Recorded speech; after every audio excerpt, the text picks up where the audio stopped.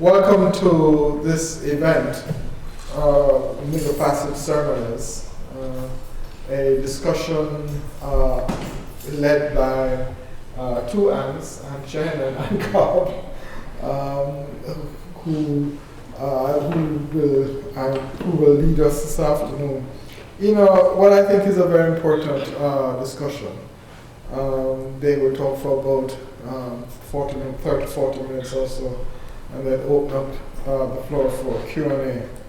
This is the very first event of the fall semester for the Center for Slavery and Justice. And I would just like to thank Shana Weinberg, as usual, who sits down there, for doing, as usual, or her really consistent work in putting this event together. Just want to let you know that next week we will have a host of events. Right? Not quite sure what happened, or everything got jam-packed in a few days. But next week, Thursday evening, at 6, we will have the Marian Anderson String Quartet, a group of remarkable African-American female musicians doing a performance at the Grand Old Center. And, I don't know why I'm giving you this information, because I think all the tickets have already been sold out. Right? I think we have a few left, but I think almost all of them are gone. Then on the weekend, we have a graduate student conference, our first graduate student conference on slavery, and which I know some persons in this room are participating. And then on Saturday, with the Black alum, we'll have a workshop on the slavery and justice. So next weekend is nothing else but slavery and justice. So I hope that some of you will be able to participate. It really is a pleasure for me to introduce and to welcome officially to Brown our visiting fellow, Ms. Ann Chinn, and our associate, Ms. Ann Cobb. Ms. Chinn approached us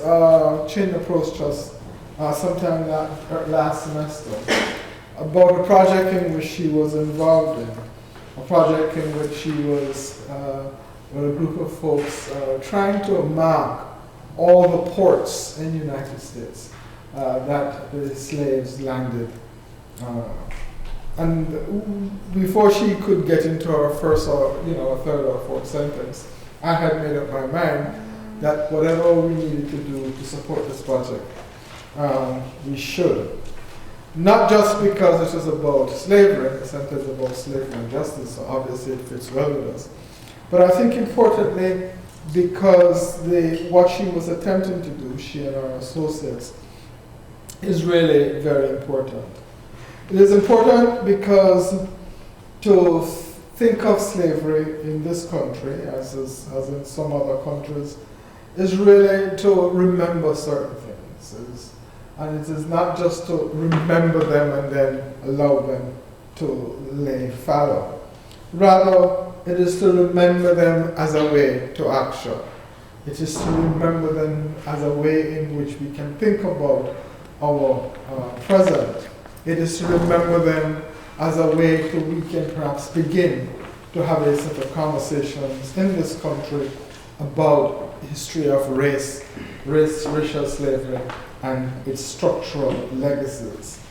So therefore, the business of marking the port, of naming the ports, of allowing us to remember the ports, is not just to remember that slaves landed, it's not just to remember the mega passage and the thousands who died and whose bones are at the bottom of the Atlantic Ocean, but it's really us, quite frankly, a catalyst as well to us trying to think about what we need to do today in our country, in this country, to think about race relations, and the legacy of slavery. So it is about memory, but it is about remembering and a kind of rememorializing, if you wish, of this particular episode in world history and obviously in American history. There is a ceremony in Haiti, and it's called the Ceremony of the Souls. And it is a ceremony, in this ceremony, what happens is that the priestess or the priest calls together those who have passed and those who are living. Not just, again, in a kind of umbilical call of relationship between the past and the present, but more to begin to think about how that ceremony can construct, if you wish to use the words of Martin Luther King, a living garment of destiny, which all of us are involved in.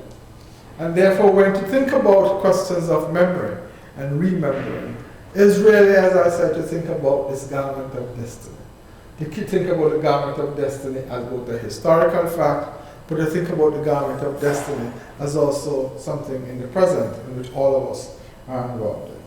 So therefore, it is with those few remarks that I welcome both hands to Brown University and to this particular forum, and essentially turn it over to them. Welcome both of you.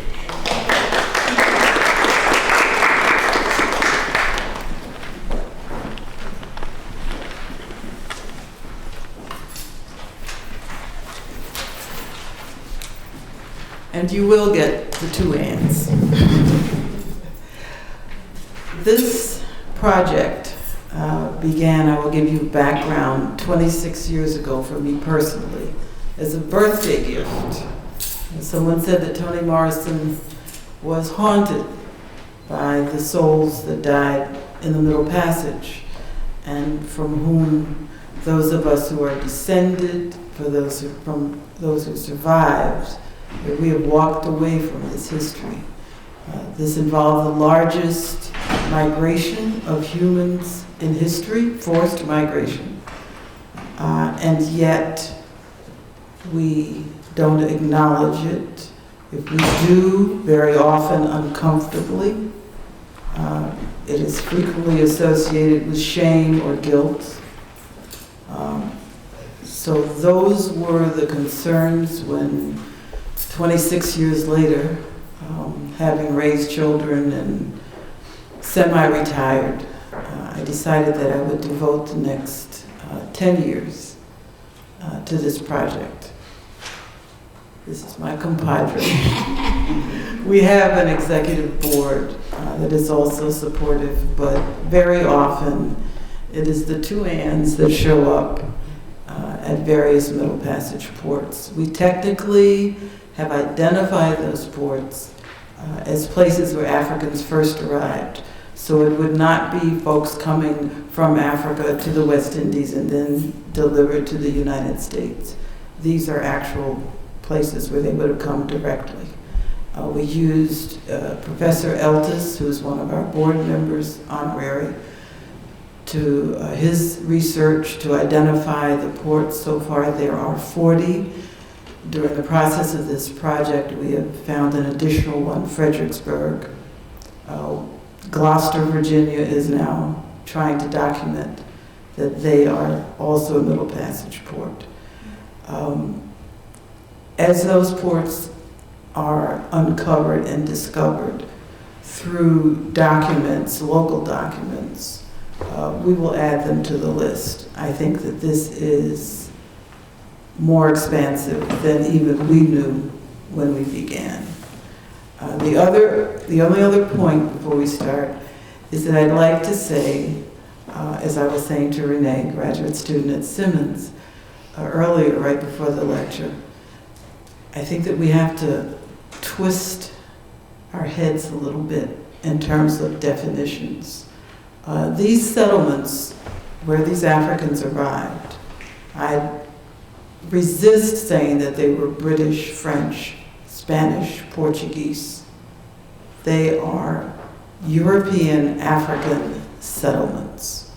And if you begin to view the history in that context, I think that when you look at records, when you look at the history that has been written, you understand that the perspective has been askew for 200 or 300 years. Yorktown, there was a gentleman who came to the project Ceremony, And he said he had lived there, he was in his 70s, he had lived in Yorktown all of his life. He was Caucasian. And he said, I never knew this history. And yet in Yorktown, 31,500 Africans arrived before the end of the 18th century. But there was no record of it. He said, I did not know that my home had this history. So one of the things that we're trying to do with this project is remove the history or move it, expand it into the everyday life. It's important that these places have that marker so it's accessible to everyone. It's not accessible only to students, only to those people who are maybe interested in the history. It ought to be common knowledge. There are 41 places in this country alone that have that history, from New Hampshire all the way to Texas. So I think that those are the two things that we see the ceremonies as part of a healing. We include diverse religious groups and try to get as wide array of participation as possible. Does everyone have a brochure? These are our standard brochures, and inside you will be able to see the ports that are identified as Middle Passage ports. The ones that have either ceremonies or markers are in blue, so you can see the work that has to be done. And we'll begin with a PowerPoint.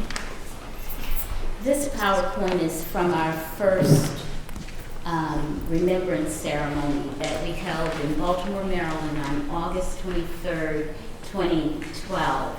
And Morgan State University graciously came that day to film. We had a dawn ceremony at 6 o'clock and an evening ceremony, a dusk ceremony, and Morgan State just put together this brief video for us.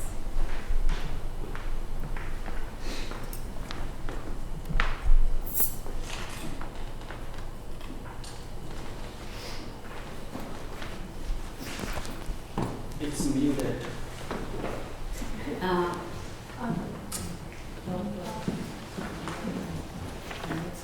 It is?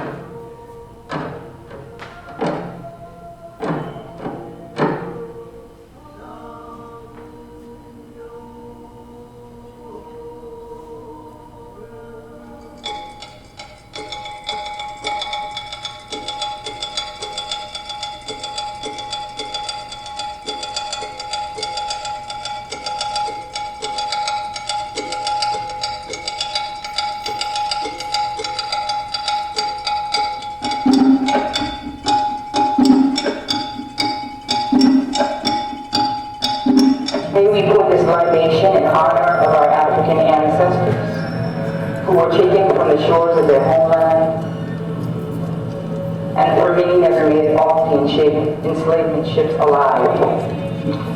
When one pours a libation, we're asking the ancestors to awaken, and we're inviting them to join us as we pay tribute and honor them. That journey in many ways was a chance not only for us to get to know who we are and where we came from, a chance to honor the ancestors, but also a chance to retrace that history. Teaching young people to remember their ancestors is important. We understand, and I'm growing in my own understanding but when we understand what to do, we have to be sure that we pass it on to our children. It makes me more and more humble. And it makes me understand that we are to speak our lives into existence.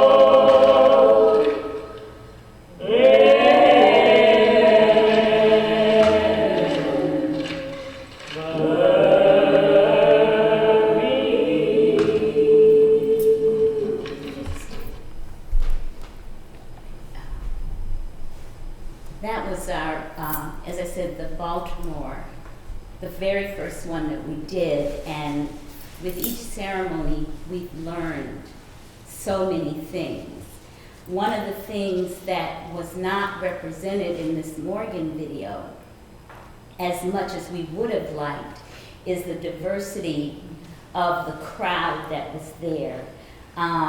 It was focused mostly on the kind of African culture, but really there was, everyone was represented, the Christian churches, we had a female rabbi and a male rabbi, we had a Muslim and other groups. We had Native American Indians who are from the Baltimore area who cleared the land before we even began the ceremony. So the ceremony started at 6, they were there at 5:30, burning sage and so forth to clear the land for us, and basically as the first people of this land to give us permission to have the ceremony. So, you know, that was one of the things that we learned. And another thing we learned is, as our first ceremony, is that people came from everywhere to this ceremony, from Rhode Island and the South and everywhere, and Louisiana and so forth. So all those groups were there, which also taught us that people really are looking for a way to honor these ancestors. One of the things that we have also, over the year, decided would be part of every ceremony, as Ann said, the Native Americans. This is part of the organizing. It takes probably 3 to 6 months in advance of any ceremony to go in and begin to identify people. Well, it's almost ironic that in every place that we have gone, initially when we have asked people, where are the Native Americans, because we need them to do the clearing and give us permission to hold our ceremony, they say, oh, they're dead. They're gone. Gone. They're gone. You know, so it requires that we identify the local Native people. Second of all, we like a diverse religious representation, so that if you go in particular areas of the South and you ask for Islam and Judaism, Buddhism, you begin to get that kind of a questioning. We can't find them, or so there is. What we're trying to do is to have people understand that this is an inclusive history. This is actually the history of the United States of America. It is not something that should be put on a shelf, should put in the corner, only dealt with in February. You can't tell the history of this nation. You can't understand, as Professor Brooks has said, where we are today. We don't even know how to address issues unless we can put it all in context. This is one of the parts of putting today in context, and that's the way we see it. Third of all, we do ask that a traditional practitioner lead the libation, which is the pouring of water and placing then of carnations in a river source or a water source where they actually arrived. I just learned today that here in Providence there is possibly a marker related to Providence being a Middle Passage port. So we'd like to know where it is and what it says. And if that exists, then we would scratch Providence off the list of places to go. That does not mean that there should not be ceremonies, that there shouldn't be something annually or something done, but it would come from the community.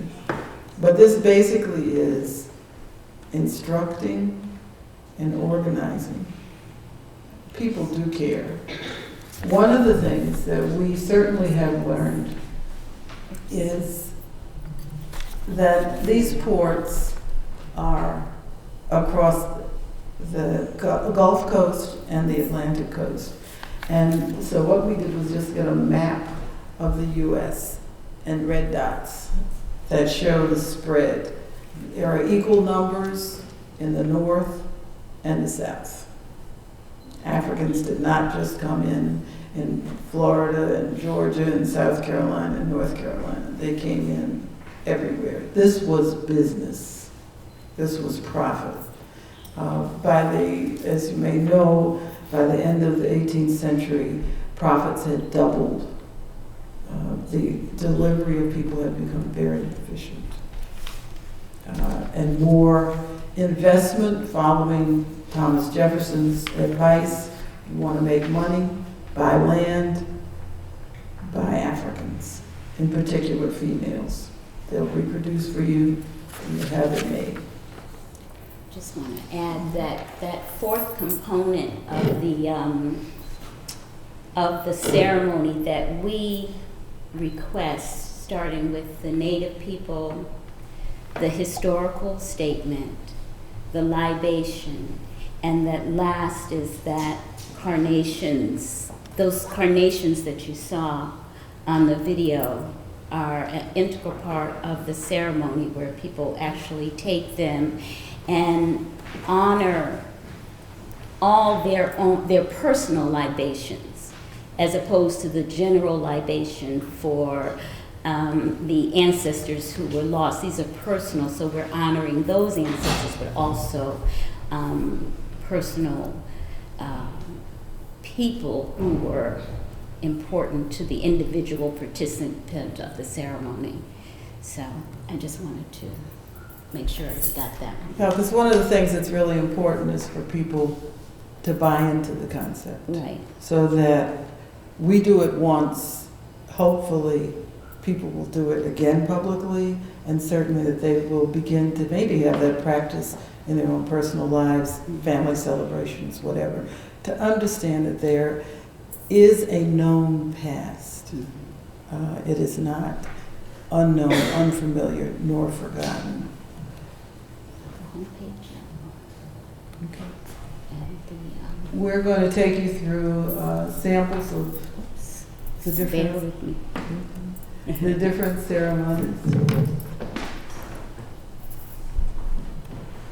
Okay, I guess that's as big as it gets. Yeah. Everybody can see that. Starting in Maryland, which was our first, we had 3 ceremonies in different locales. And as we said, this is a learning process for us as well. Baltimore, we did it, we organized it, we were on point for the entire time, 2 to 3 months. It's a lot of work. It was a lot of work because we just said we were going to do it and we didn't know what we were getting into. And between getting everything from the flowers to the water to the media, the chairs at the pier, everything, it kind of fell on the 2 of us. So it was a good learning experience because it was totally hands-on for us. But then we also understood that the next time we did it, we would delegate some of those chores. So. And the other thing is, that, as you can see, we only do a few pictures for Yeah. each site. We're going to have other photographs embedded. One of the problems was we had them all on the website, and websites continuously crashed, so we had to reconfigure our website. But this was just to give you that this was our first, a morning and a dusk.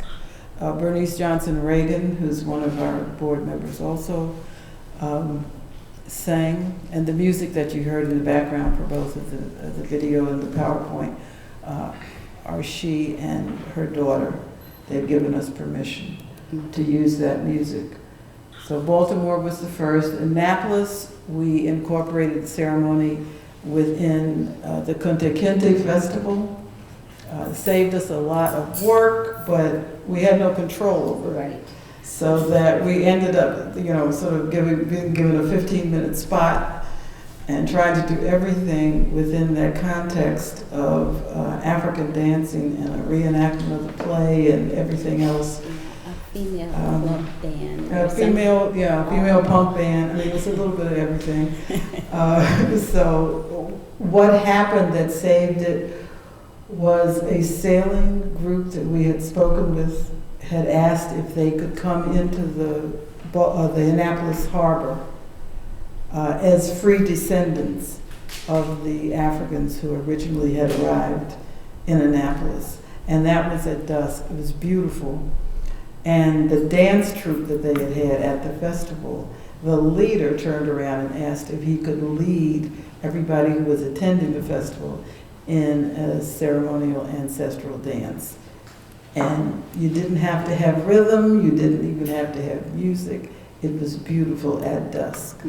And that's, for us, saved the event.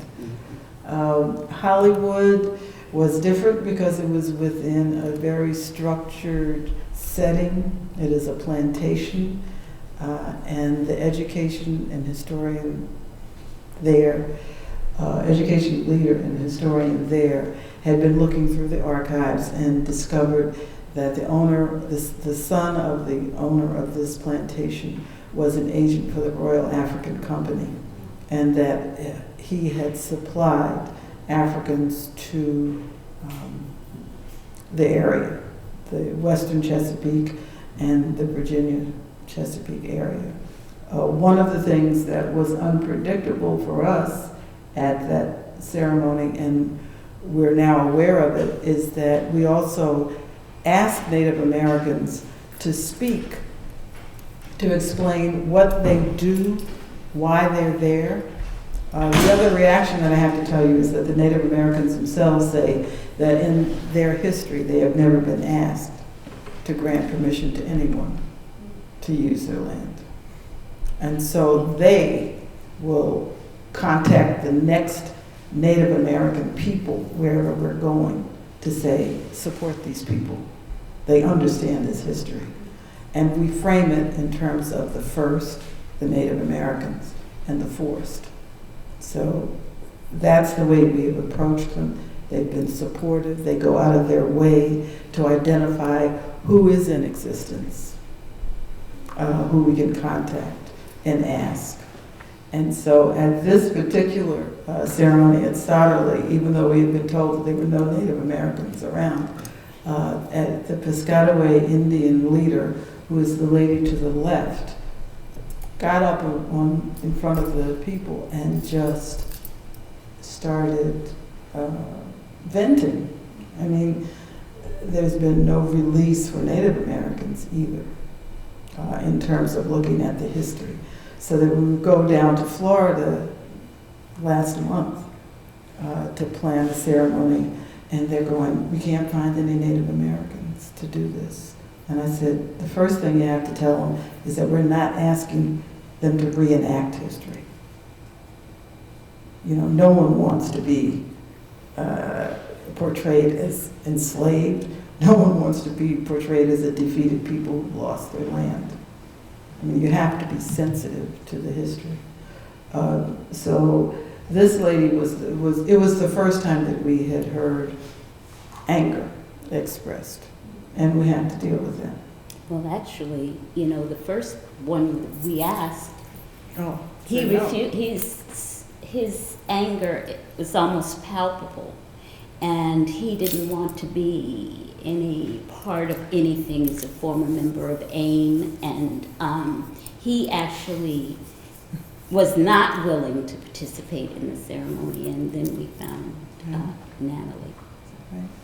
So what, I mean, as I said, this is a learning process, and we understand how to approach people better with each one. The next, This is our marker. these are our real success stories. Mm-hmm. We're getting better and better. So this is May, Memorial Day, National Park Service, after working with them for a year. They paid for the marker. They paid for all the event costs. This was for Yorktown, which I told you that 31,000, more than 31,000 Africans arrived. And I always say it wasn't like they were coming to New York City. You know, this is the wilderness. So you can imagine, you know, culture shock, everything. In terms of having lost your freedom, you're in a foreign land, and it's in the middle of nowhere. So this is Yorktown. What's interesting about this is that this is right on the beach, right at the York River, and right behind the sign, so that the Africans would get off the boat here, and right behind the sign is like a gully almost, that you can see the path that they walked from the beach to up the hill to the house where they cleaned them off or whatever and got them ready for sale. And so when we began the ceremony there, the native chief, when he did his cleansing, he started up at the top of that gully and burned his sage. He walked that path all the way down to the beach, and then, you know, let the sage blow out to the water. And the other part of that story is that repeatedly the sage burned out in the process. So everyone is sitting in the audience waiting for Chief Adams to come down. And it's 5 minutes, 10 minutes. People are looking out at the water. We're saying, what's going on? He gets down, and finally it's burning again. And he gets to the water, and he prays with another chief's brother, younger brother. And so after the ceremony, right there, Yeah, it's right there. I asked Chief Adams, I said, what happened? I mean, you know, we were waiting for you. He said, and the sage kept burning out. And I said, oh. He said, well, you know, I mean, 31,000 people. I mean, you're clearing an area that 31,000 people have walked. Maybe it was just a little hard to do that, you know. What happens with this ceremony, with these ceremonies, is, I mean, I don't want to sound like a spacehead in any way, but there is something very spiritual that occurs for those who participate. There's a transcendence, I think, for all of us. Okay. This is Jamestown. Jamestown, I will tell you, we confronted resistance. We confronted it from African Americans more than any other group. Point Comfort is the area where the Africans first arrived. They did not, as your history books will tell you, arrive at Jamestown in 1619. They arrived at Point Comfort. Well, the person who is leading an initiative to build a monument at Point Comfort was concerned that we were maybe deflecting from his project. So at one point, about 3 weeks before the ceremony, we were threatened with a court injunction in terms of the marker. You know, it's those things that do occur. I mean, because what you're doing is you're dealing with public history. You're doing a process that will alter perceptions. It alters the direction that people have already decided that they're going in. But we just sort of said, let's just keep it true. And at one point at Jamestown, the people associated with the Virginia history, and they have the foundations and their different groups, wanted another kind of language on the marker that would have kept Jamestown as the place of primary arrival. And we had to say at that meeting, well, if you do that, we're not going to be a part of it. And they just went, what? And we had people advising us saying, oh no, I mean, you've gotten a marker up at Jamestown about Africans and history. It's not on the roadside where you may or may not see it. I mean, they're going to put this in Jamestown, historic Jamestown, right at the water. And we said, yeah, take it. And we said, no, because it's not the truth. And eventually it was altered so that it reflects the actual history. Mm-hmm. Okay. And at Jamestown, we also had a really crucial representation of Africans. We invited the 10 nations representatives, ambassadors, to attend. 5 did respond. And we have a picture of Ambassador Ogwin from Benin and his wife. We had Angola, Mozambique, Ivory Coast, Kenya, and Senegal. Madagascar. Madagascar. Mm-hmm. Okay, And we do ask traditionally that an elder grant us permission to hold a ceremony, which is in the African tradition, and then to hold a vessel in the 4 compass directions. And I think you saw that in the previous video in Baltimore. and then this other component that we always have children at each ceremony who read the names of the 55 African nations. And so this little girl is representative of that because in fact, you know, they are the future generation and need to begin to participate in these kinds of things as well. Okay, so that's Jamestown. Philadelphia? Philadelphia was very much like Baltimore. Yeah. We let them take the lead, didn't have too much hands-on, and it became a very Afrocentric ceremony. Mm-hmm. We're trying to make sure that that does not happen because there are people who would be uncomfortable and wouldn't feel involved. We want to make sure we came here as a diverse people. We've become another diverse people. So to make sure that the ceremony reflects that. Mm-hmm. Okay. And then I think we'll just do Florida and then we'll open this up for questions. Yeah. We can skip Fernandina. Fernandina. We're going to show you Fernandina because it is part of the Gullah Geechee cultural heritage corridor, which was created about 2 years ago. It's under the National Park Service. It extends from Wilmington, North Carolina, down to St. Augustine. It's the Sea Islands, where there are strong remnants of the African tradition. And what we did was to ask Queen Quet of the Gullah Geechee Nation to lead the remembrance. I think that this is a really good photograph, this first photograph, because it shows that how after slavery was illegal in the United States, Africans were still smuggled into the United States. And this view is that view of the St. John's River, where Africans were smuggled in over here and brought to Fernandina Beach, which is here. And this is Georgia here. I mean, a strong swimmer could swim across there, it's so close.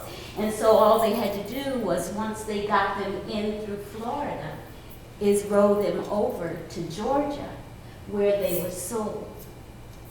Mississippi, Louisiana, Alabama, etc. So what you have is Spanish territory and U.S. territory. And as I said, it's a business, so people figure out how to get around it. Let me just do this last St. Augustine really quickly. In St. Augustine, which we had this past Sunday, we originally were going to have it at the Castillo. If any of you know St. Augustine, it's the old fort. At the last minute with the federal shutdown, we could not, and the city of St. Augustine allowed us to do it in downtown at the plaza, where when we approached it 3 months ago, they had said that they would not. So it was a very nice setting in the sense of history, because at that gazebo, on one end is the old slave market, and at the other end is the monument to the Civil Rights Movement that occurred in St. Augustine in the 60s. We had about 125 people to attend at that one. So I think that we'll open this up for questions, because I do want you to. Yes. I just had a question about, you were speaking about Point Comfort. I don't know anything about it, and was wondering, one, what it is, and two, why, in your opinion, you're seeking attention to Jamestown, if Point Comfort is the correct location. What do you think causes tension in changing that? Money is A one. lot of money. Textbooks say it. 2019 is coming up. A lot of money related to that. Places market the history the way they want it to be. So if Jamestown is the place where tourists will come, say in 2019, one of the things that the people at Point Comfort, which we thought was amazing, that they said slavery began and ended. U.S. slavery began and ended at Point Comfort. And we said, well, what about Florida? I mean, Florida in 1513, enslaved Africans were arriving with Ponce de Leon. I mean, how can you claim this? And they said, oh, that was Spanish. They didn't even become part of the U.S. until 1821. They're still part. And the idea that slavery ended at Fort Monroe is where Point Comfort is the geographical place, and it's a little area of Virginia that juts out into the Chesapeake. And it was a place where people did arrive. It was sort of their dock. And so they said, well, this was also the place where slavery ended. And we said, well, how do you decide that? And they said it was because of the contraband rules that was associated with escaped Africans or enslaved people who came to wherever the Union Army was. And the decision by General Butler that the escapees would be considered contraband and seized property in order to inhibit the Confederacy. If this is the property of Confederate people, these Africans and these enslaved people, if this is the property, then we will hold it. I said, well, that's not freeing people. That is simply still continuing the concept of people as property. You know, you don't get the Emancipation Proclamation for another few years. But so, as I'm saying, people frame history the way they want it, and then they sell it.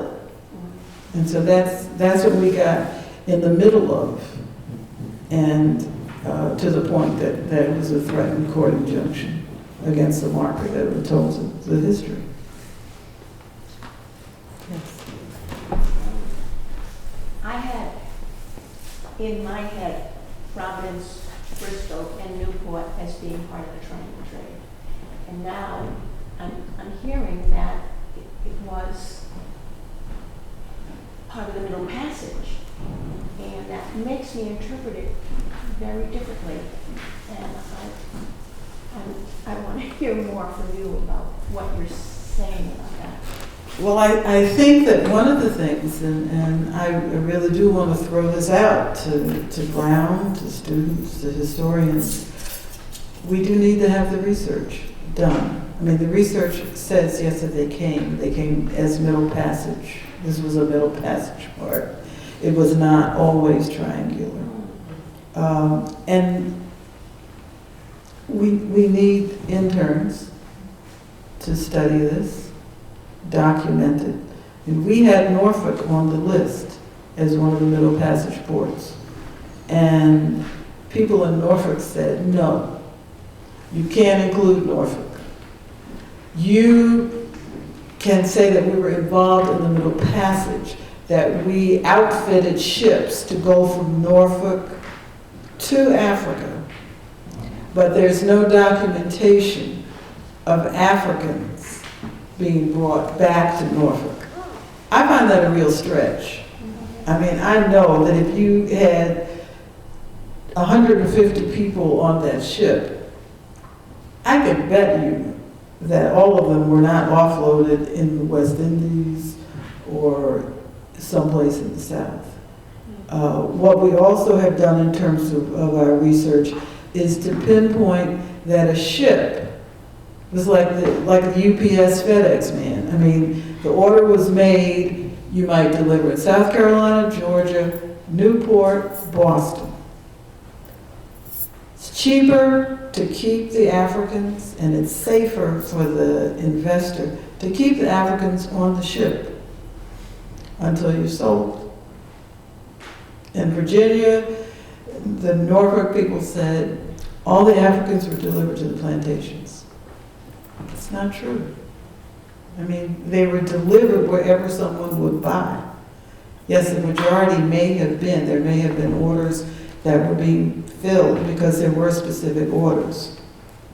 And in the same way that I think that the DeWolf family and a number of the families here in Rhode Island, you know, they may have the majority of their deliveries may have been in other areas, but there were times when those ships went directly from Africa here to New England.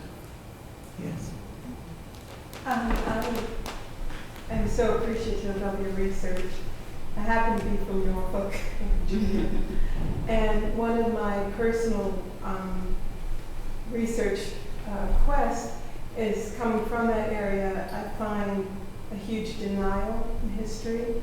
I'm an archivist, and as we spoke earlier about records, I just wanted to ask briefly, when you describe this kind of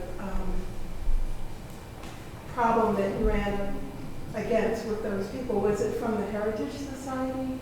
Was it from the library? Could you speak a little more specifically about that? It is, you know, I'm dipping into what I think is our second semester, but we'll do it anyway, just a little bit. It is mostly from, the way we get it is either complete silence or from academics who say, you know, we don't support your interpretation. And then you have, as I said, people who have vested interest in their own projects, who see you deflecting from them. So it can come from many directions. I mean, everybody always normally says, great project, pat you on your back, you know, keep up the good work, but, you know, you're on your own. There's also this thing about ownership that we discovered. Who owns the libation ceremony? We had someone write us and say, oh, well, you copied our idea of putting carnations in the water, or something else, something that's been done for millennia, really, starting on the continent.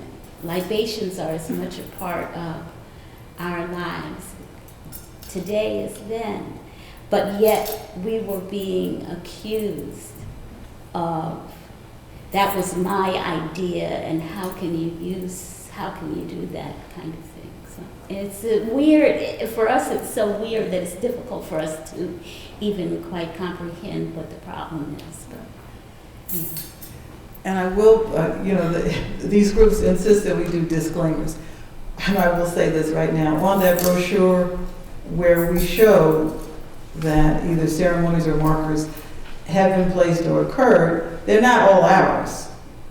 And we have always argued, I'm sure that on the ship across and upon arriving, there were remembrance ceremonies that Africans held. We are not the first, and I hope will not be the last to follow in this tradition. The problem is just one other thing, is that especially in Virginia, that experience took so much of our time to just address all these different folks who are coming at us, that it made the whole experience, we just wanted to get out of Virginia, do the ceremony and get out of Virginia, because we have so many other things to do, that to have to deal with someone threatening us with an injunction or a protest march, it's just, we don't need that. Thank you so much. I was wondering if in any of your projects you've ever had any contact or collaboration with descendant groups of slave trading families. We have those folks from mass apology, and we have... We don't know technically. Yeah. We don't know. I mean, but in the same way that I jokingly tell people when they talk about they've lived in an area the family's been in the area for 200 or 300 years. I always sort of say, well, we may be talking about one of your descendants, and they go, what? I mean, the Mayflower, for example, brought pilgrims in the 1620 to Massachusetts in 1620.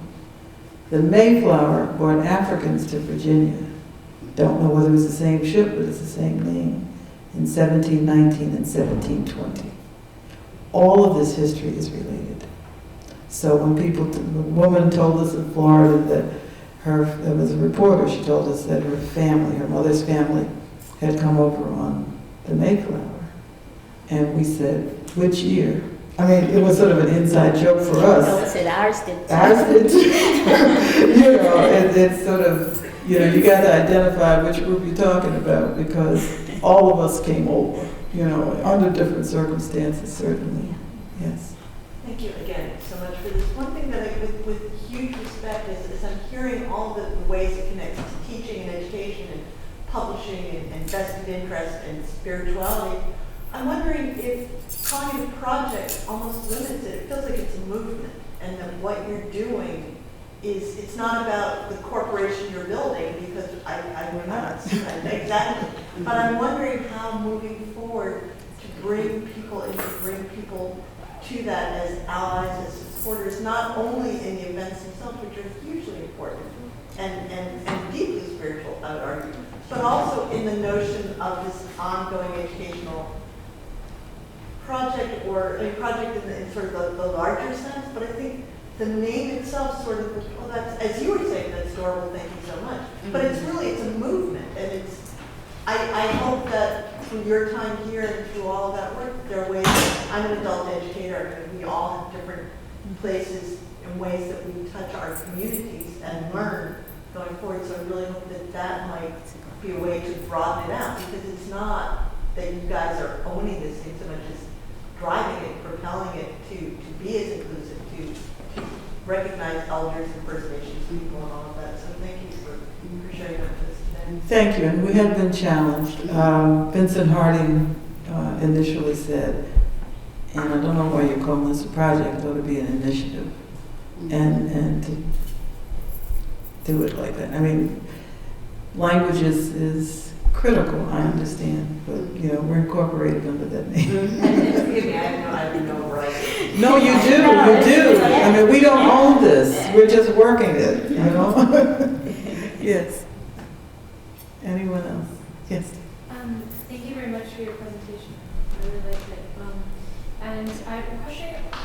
What I saw, I think I saw Chinese characters in the video. Mm-hmm. Could you speak a little bit about that and how to pull in Asian Americans into the histories because there's a lot of connection that's not needed to most people. Yeah. Yeah, well, one of the things that we, said that we're all here on this land. And we came from different places. We come with different sensibilities. We practice different faiths. It's not restricted by race.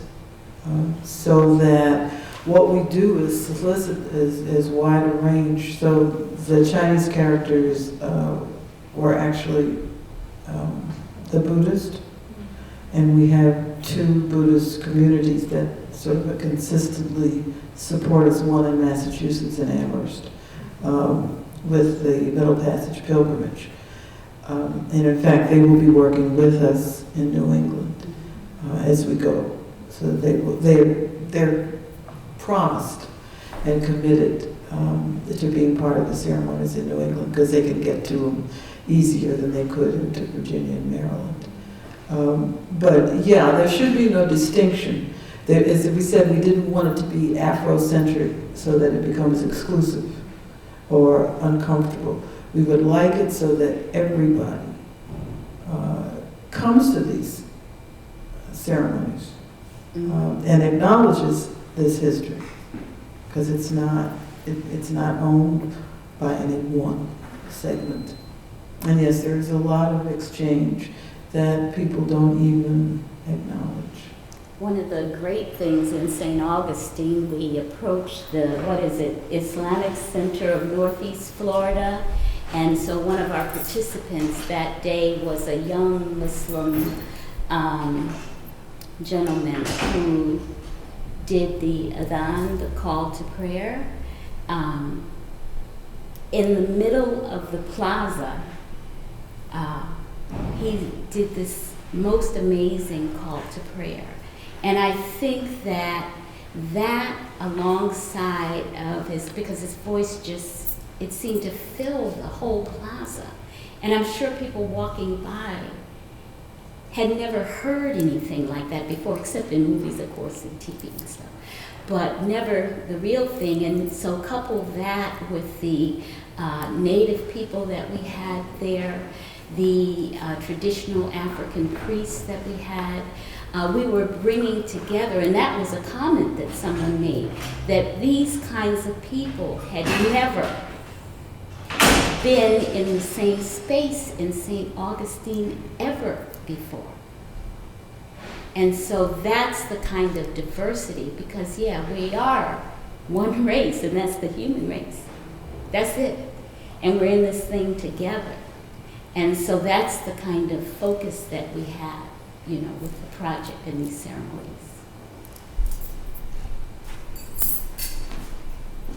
We thank you if there are no other questions. And we're here, so.